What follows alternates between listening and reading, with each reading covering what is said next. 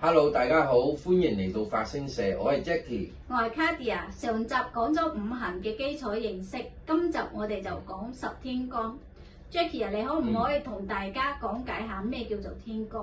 當然可以啦，我哋離開呢個頻道都係想將玄學嘅知識分享俾大家噶嘛。天干咧就係逢親每一年嗰個流年上面嗰個字咧就係天干啦。譬如乙字年個乙字就係天干啦，丙午年個丙字就係天干啦。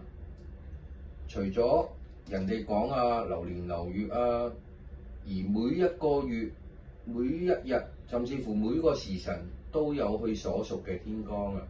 天干亦都有10個嘅喎。係啦，10天干分別就係甲、乙、丙、丁、戊、己、庚、辛、壬、癸。係啦，冇錯。除咗呢10個天干，亦都有五行之分嘅喎。係啊，甲乙就屬木，丙丁屬火，戊己屬土，庚辛屬金，壬癸係屬水。咁我想問下你，天干除咗分五行，都有分陰陽屬性。係啦，甲木咧就係屬陽啦，乙木就係屬陰嘅，丙火就係屬陽啦，丁火就係屬陰嘅，戊土就係屬陽啦，己土就係屬陰嘅，庚金咧就係屬陽嘅，辛金就係屬陰嘅，壬水就係屬陽嘅，而癸水都係屬陰嘅。而咧除咗講咗五行同埋呢個10天干嘅屬性啦，亦都有方向之分嘅喎。係啦，譬如甲乙屬木，佢嘅位置就喺東方；丙丁屬火，佢嘅位置就喺南方；戊己屬土，佢嘅位置就喺中央；庚辛屬金，佢嘅位置就喺西方；壬癸屬水，佢嘅位置就喺北方。係啦，冇錯。講完呢個10天干嘅五行屬性啦、陰陽屬性啦、而方向啦，而家輪到我哋再講12地支啦。而12地支咧，亦都係我哋所講嘅12生肖啊。而呢個12地支嘅名稱你可唔可以講解俾大家知啊？好啊，12地支排喺第一嘅就係老鼠，玄學上佢就叫做子。譬如成日聽到人哋話子時，咁我哋唔會話鼠時噶嘛。鼠時聽到佢又好奇怪。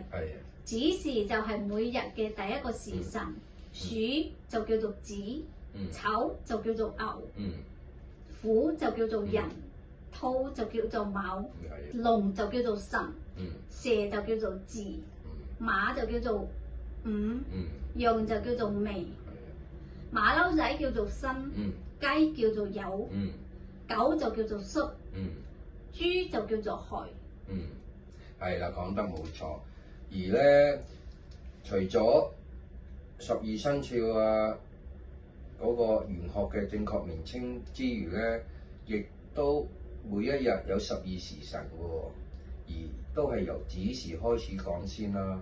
子時咧係夜晚嘅11點至凌晨嘅1點前嘅，而咧子時又特別啲嘅，有分早子同晚子，一陣間再補充俾大家知。而丑時咧就係深夜嘅1點鐘至3點之前嘅，而壬時咧都係喺深夜咧3點鐘至5點之前喎，而卯時咧就係清晨嘅5點鐘至呢個7點前嘅，而辰時咧就係朝早嘅7點鐘至9點鐘嘅。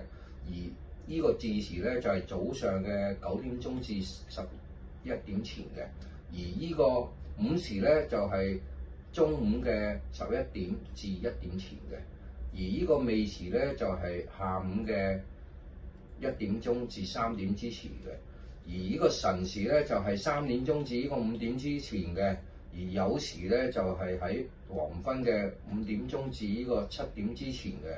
而戌時咧就係喺挨晚嘅7點鐘至9點之前嘅，而呢個亥時咧就係喺夜晚嘅9點鐘至11點嘅之前嘅。而補充翻頭先所講嘅子時啦，因為子時咧佢係分早子同埋晚子嘅，而早子咧就係凌晨至呢個1點之前嘅，而而萬子咧就係呢個夜晚11點至呢個12點之前嘅。而因為有關西方嘅曆法咁計啦，而12點開始先係第二日㗎嘛。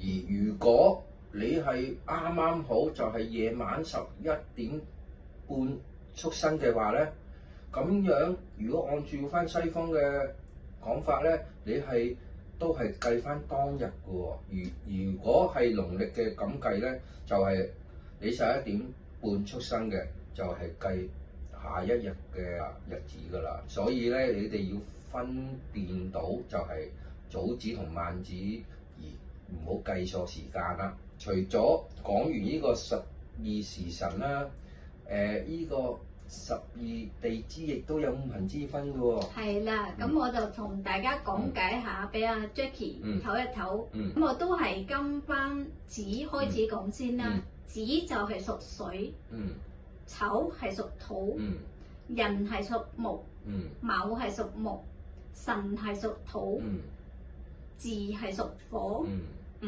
都係屬火，未係屬土，申係屬金，冇錯，酉係屬金，戌就屬土，亥就屬水嘅。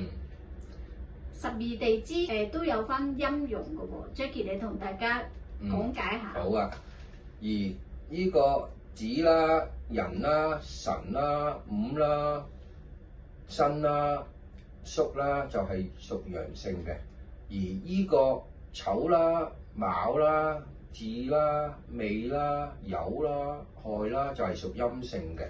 而咧，除咗係呢12個地支嘅陰陽屬性之餘咧，亦都有方向之分嘅喎。譬如子啦就喺北方嘅，丑啦同寅咧就係東北方，而卯咧就係正東方，而呢個辰同埋巳咧就係東南方，而呢個午咧就係正南方啦。